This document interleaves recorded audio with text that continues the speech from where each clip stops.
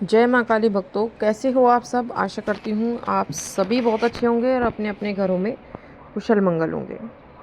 तो भक्तों, आज की इस वीडियो में मैं आपको बताने वाली हूँ कि किसी भी मंत्र का निरंतर जाप करने पर आपके शरीर में ये 7 अंगों में हलचल होनी शुरू हो जाती है, जिनके बारे में आज मैं आपको इस वीडियो के माध्यम से बताने वाली हूँ। लेकिन बताने से पहले मैं आप सभी भक्तों से एक छोटी सी रिक्वेस्ट करना चाहती हूँ कि अगर आप हमारे माता की चौकी यूट्यूब चैनल पर नए हो तो सबसे पहले चैनल को सब्सक्राइब कर लीजिए और साथ में लगे बेल आइकन को दबा दीजिए, ताकि हमारी वीडियो की नोटिफिकेशन सबसे पहले आप सभी भक्तों तक पहुँच सके। और भक्तों, वीडियो को लास्ट तक देखिएगा। वीडियो को बीच बीच में से स्किप बिल्कुल मत करना, क्योंकि अगर आप वीडियो को बीच बीच में से काट काट के देखोगे, सुनोगे, तो आपको ये वीडियो 1% भी समझ में नहीं आएगी। तो अगर आप चाहते हो कि आपके वीडियो प्रॉपर तरीके से अच्छे से समझ में आए तो इस वीडियो के एंड तक बने रहिएगा। और जानकारी अगर पसंद आए तो चैनल को लाइक, शेयर और सब्सक्राइब ज़रूर कर देना और साथ में एक प्यारा सा कमेंट कर देना। और जितना हो सके ज़्यादा से ज़्यादा इस वीडियो को सभी भक्तों तक शेयर करिएगा, ताकि सभी भक्तों तक इस वीडियो की जानकारी पहुंच सके।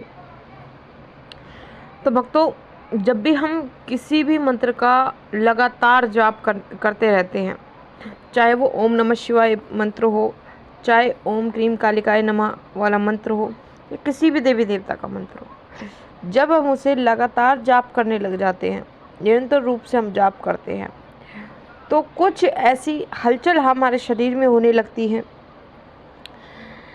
जिससे कि हमारा जो शरीर है वो एकदम से सुन्न पड़ने लगता है, या फिर कई बार हमें ठंडी हवाओं का एहसास होता है, कई बार गर्मी लगने लगती है।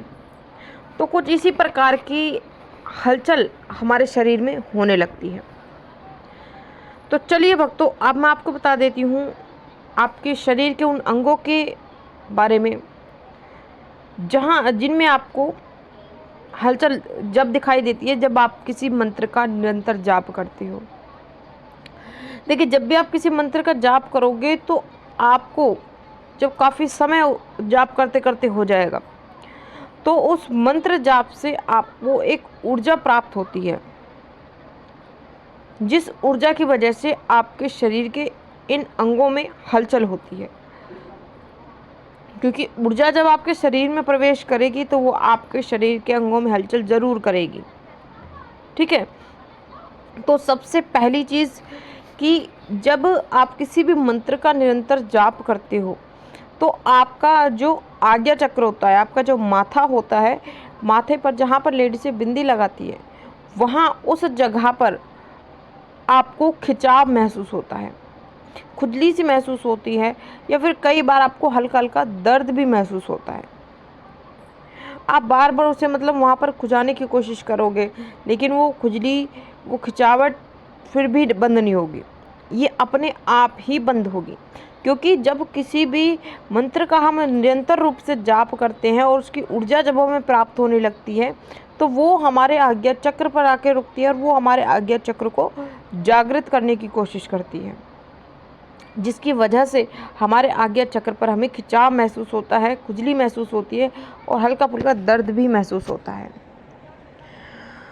अब बात करते हैं दूसरी चीज़ के बारे में कि जब हम किसी भी मंत्र का निरंतर रूप से जाप करते हैं तो हमारे पैरों में, जब काफ़ी समय हमें बैठे बैठे हो जाता है, तो हमारे पैरों में दर्द हमें महसूस होता है, दर्द होने लगता है।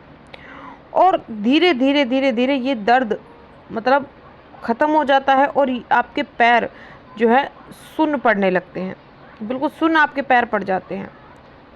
आपको ऐसे लगता है जैसे पैर है ही नहीं।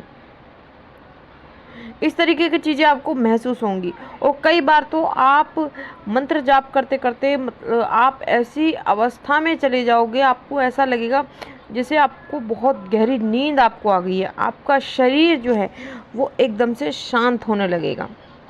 आपको ऐसा महसूस होगा जैसे हमें बहुत गहरी नींद आ गई है, और एकदम झटके से आपका ध्यान जो है आपका खुलेगा, और एकदम झटके से आप जब जागोगे, जैसे आपको लगेगा जैसे नींद आ रही है, एकदम झटका सा आपको लगेगा। और झटका लगने के बाद जब आप आपको लगेगा कि आपको नींद आ गई थी, लेकिन आपको नींद नहीं आई थी, क्योंकि आप जब मंत्र जाप करते करते काफ़ी समय आपको हो जाता है बैठे बैठे, तो एक ऐसी अवस्था में आप चले जाते हो जिसमें आपका शरीर बिल्कुल शांत हो जाता है, आपका पूरा ध्यान आपके जाप में लगा रहता है। आपको आसपास की चीज़ें कुछ सुनाई नहीं देती, कुछ महसूस नहीं होता, सिर्फ आपको ऐसा लगता है जैसे आपको नींद आ गई है, बहुत गहरी निद्रा में आप चले गए हो। तो इस तरीके की चीज़ें, इस तरीके की हलचल आपके शरीर में होती है जब आप किसी मंत्र का निरंतर रूप से जाप करते हो। अगली चीज़ कि जब आप किसी मंत्र का निरंतर रूप से जाप करते हो, तो आप जब ध्यान करते हो तो ध्यान में आपको पहले तो अंधेरा सा दिखेगा और उसके बाद आपको एक तेज प्रकाश आपको दिखने लग जाएगा। तो ये बार बार आपके साथ होगा, फिर अंधेरा दिखेगा, फिर एकदम से आपको तेज प्रकाश दिखेगा।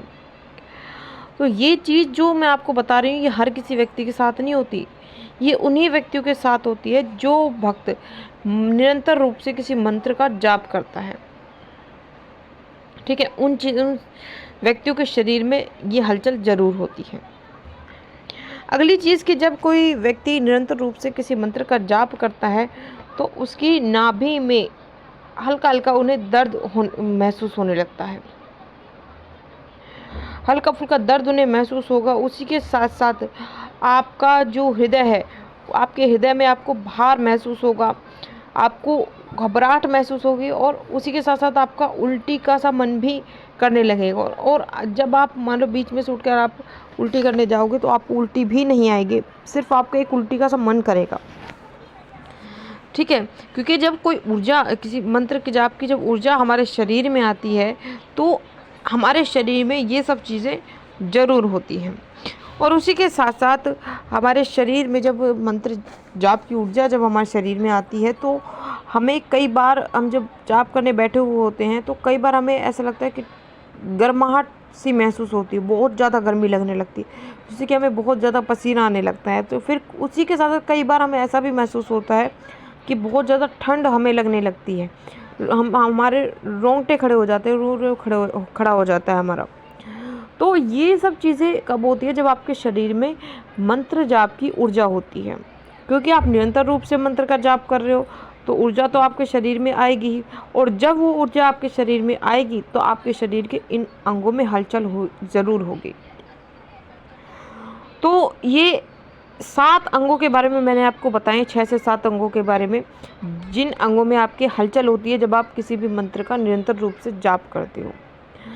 तो अगर आपके भी किसी भी अंग में अगर आपको हलचल महसूस होती है, अगर आप किसी मंत्र का निरंतर जाप करते हो और आपको भी अगर आपके शरीर के किसी अंग में हलचल दिखाई देती है, तो आप मुझे नीचे कमेंट करके ज़रूर बताना, और कमेंट में जय माँ काली ज़रूर लिखना।